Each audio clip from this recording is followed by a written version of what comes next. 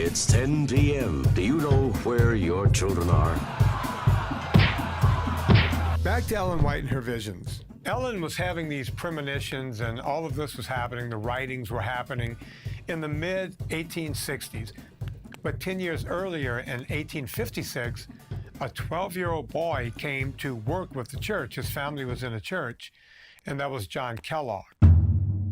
John, by the time he was 16, was writing and putting out literature for the church. He would go on to share some of the most bizarre beliefs that Ellen White and the church had, including the idea that masturbation and sex were off limits. Excuse me, Ricky. To stave off these sins of the flesh, you should never eat meat because meat increases sexual desire. Well, this is what eventually led to Corn Flakes. That's right, Corn Flakes were created by Seventh-day Adventists to curb sexual desires. He was the guy who figured out something that he termed dextrinization.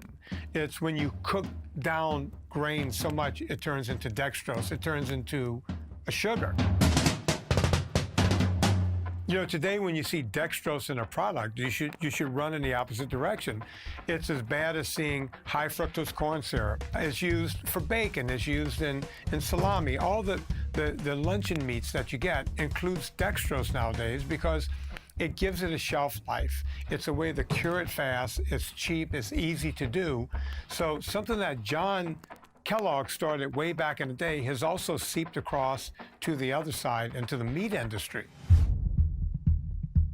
There are two issues. There's always multiple questions. One is if you switch from a standard American diet of processed foods and sugary beverages and, you know, for lack of a better word, we'll call it junk, and switch to a vegan diet with healthy vegetables and beans and legumes and fruits, you're getting rid of a lot of crap that's probably bad for you, which is the sugar and the highly refined processed foods. You would expect somebody to feel better if they did that. The second question is, if you did that and switched to a whole food diet that was animal food based rather than plant based, would they be healthier? I have spent aggregated more than 6 years on red meat.